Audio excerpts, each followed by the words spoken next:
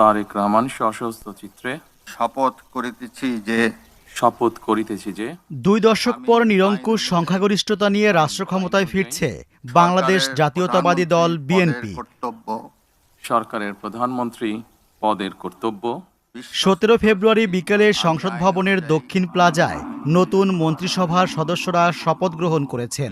রাষ্ট্রপতি মোহাম্মদ শাহাবুদ্দিন তাদের শপথ পাঠ করান। আমি সংবিধানের বিএনপির এবারের মন্ত্রিসভায় অভিজ্ঞ প্রবীণদের পাশাপাশি তরুণ এবং উচ্চশিক্ষিত নেতৃত্বের প্রাধান্য দেওয়া হয়েছে।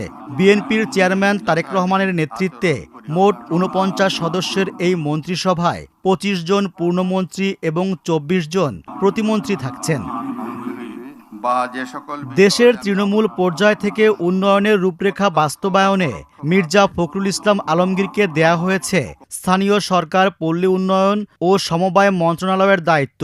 অর্থনীতি সংস্কার ও দীর্ঘমেয়াদী অর্থনৈতিক পরিকল্পনা সাজিয়ে তুলতে অর্থ ও পরিকল্পনা মন্ত্রণালয়ের দায়িত্ব সামলাবেন আমির খসরু মাহমুদ চৌধুরী। প্রত্যক্ষ বা পরোক্ষভাবে আইন শৃঙ্খলা পরিস্থিতি নিয়ন্ত্রণ ও জননিরাপত্তা নিশ্চিতের চ্যালেঞ্জ নিয়ে স্বরাষ্ট্র মন্ত্রণালয়ের দায়িত্ব পাচ্ছেন সালাউদ্দিন আহমদ।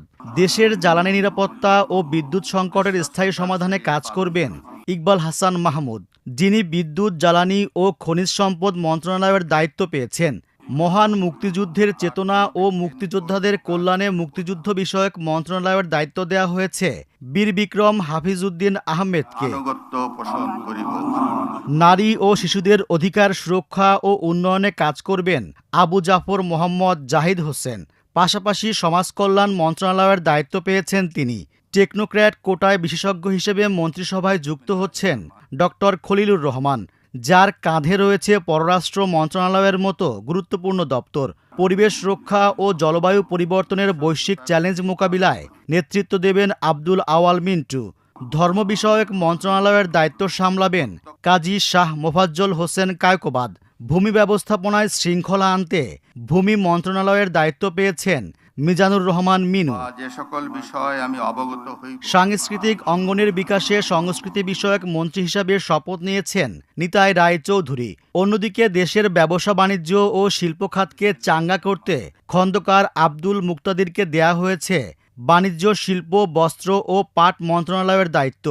শ্রমজীবী মানুষের অধিকার রক্ষায় শ্রম ও কর্মসংস্থান মন্ত্রণালয়ের দায়িত্ব পেয়েছেন আরিফুল হক চৌধুরী। প্রবাসী কল্যাণ ও বৈদেশিক কর্মসংস্থান মন্ত্রণালয়েরও দায়িত্ব সামলাবেন তিনি। জহিরুদ্দিন স্বপন পেয়েছেন তথ্য ও সম্প্রচার মন্ত্রণালয়ের দায়িত্ব।